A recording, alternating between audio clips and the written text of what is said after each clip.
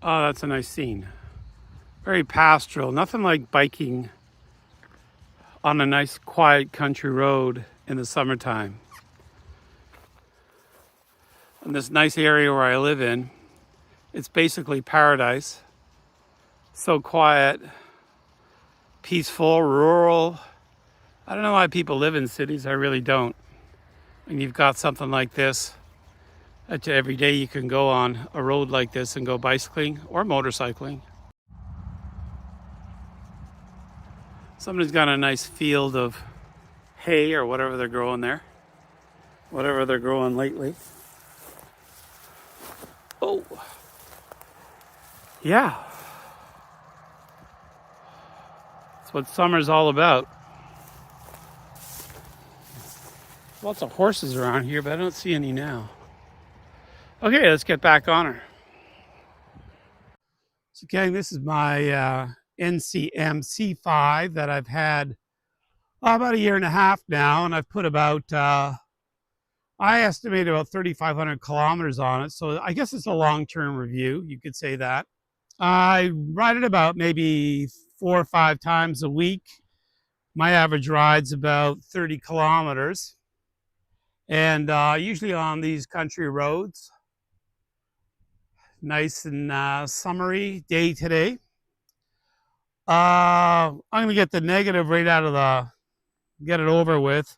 When I got the bike after first few weeks, the spokes on the rear tire, the rear wheel started to break. Eventually, after 6 breaks, I replaced them all. And I went on to AliExpress, just got a cheap set from China. I think it was about 30 bucks for the set. Learned how to put it on, how to replace spokes on YouTube. And since then, I haven't had a problem. But that's about the only negative I can say about this bike. Let me turn it off, actually, here. It'll time out, but there's your little display. And it's been amazing. You know, I go to a bike shop and I see these bikes for $2, $3, $4, $5,000, and I think, who the hell spends that kind of money on a bike, e-bike or otherwise? This is an e-bike, obviously. It has a 12 amp hour, 36 volt system. This bike is basic as hell, but yet it's so my second e-bike. I have another one that has gears. This has no gears, direct drive. And honestly, why do you need gears if it's an e-bike? It doesn't make any sense. It's totally basic. I have made some changes. Obviously, I took off the ridiculous seat they give you and replaced it with this incredibly comfortable. I could sit and ride on this all day easily. It is so comfortable. I'm not sure if you can get it anymore. I tried to get it from my other bike, but I couldn't find it. But whatever this is, I don't know what it even says here. If I can find a link to it, what I paid for. I paid about 80 bucks for this seat, and it is absolutely wonderful. Changed the tires, of course. Originally came with a 30 millimeter wide tire. This is a 28, and it's one of those thick, slick tires, and they are amazing. I've had it maybe first 500 kilometers are probably rode with these stock tires, and the last maybe 3,000 kilometers I've had this thick slick. Never had a flat. This is I think it's a flat resistant, what do they call it, flat wear or something. It's got a fairly thick rubber along the where it contacts the road, I think, but it is such a nice tire. And even though I ride on these super rough roads, you can see how rough that is, the pavement. It's anything but smooth. And you would think that the skinny tire like this would make it rough, but this thing really absorbs a lot of the irregularities and bumps. It's made to go 60 to 100 psi. I run usually around 70 to 75 pounds per square inch with this tire. And they're super quiet. And if you can find smooth asphalt, it's like riding on a cloud. Doesn't make any noise, is totally silent, is super smooth, and very little rolling resistance. So yeah, I've changed the seat, I've changed the tire, I put these handlebar extensions on. I put a rack on the back with a little tray here for cargo. I mean, it doesn't come with anything, I don't think. A little thing for my water bottle. I don't use the fenders that comes with. It does come with a headlight. There's no display, but really, what do you need a display for? I've got actually another light that'll show my speed and distance and all that, but who cares? After a while, that novelty kind of wears off anyway. This is all you really need. And it's got 3 power levels. 99% of the time, I'm in 95, we'll say 95.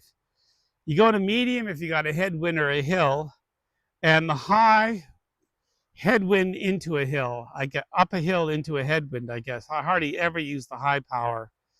And there's a big gap between low and medium, not so much between medium and high. So if they shifted a little medium towards the low, because sometimes the low is a little bit too low and the medium's a bit too much. You want to get a little exercise. But yeah, my rides are usually about 30 kilometers. I'll just barely get into the second power level going down. So this thing should last, I would say 60 to 80 kilometers on a charge if you wanted to go that far. The only thing with this bike is it's great into a wind, super slippery. Yeah, the only thing going up a steep hill, it struggles a little bit, the motor. The other bike I have is the Hymo, I forget what it's called, but anyway, it has a more powerful motor. So if I'm going up steep hills, I'll take that bike. But if this goes up a steep hill, because it doesn't have gears, it's a little hard on a steep hill.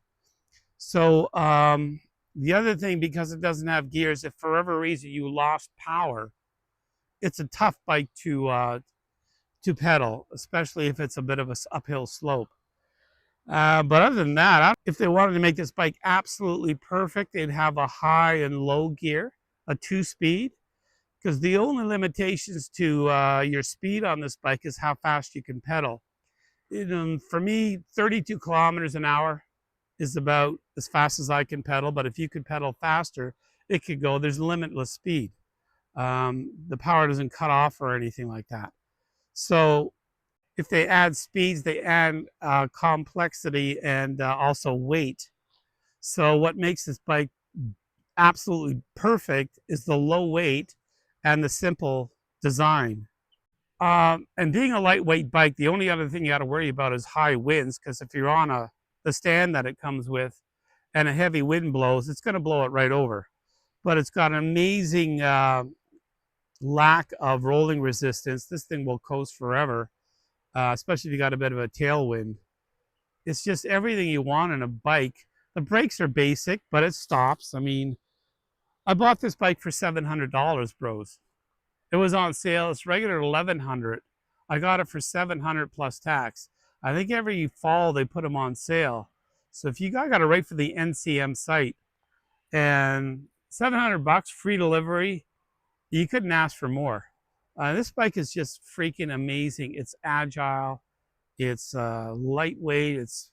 It'll go 80 kilometers if you want. Just change the stock tires, get a better seat, a few little add-ons, handlebars, the mirror too, especially. And it's just, I love this bike so much. I just can't say how good it is other than the rear spokes needing replacing. But it's just a hoot to ride.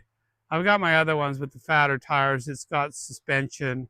It's got 7 gears. And you don't need that stuff on a bike like this. What do you need gears for? Yeah. Okay, anyway. If you can get a handle on this bike or get it on sale for $700, it is a steal.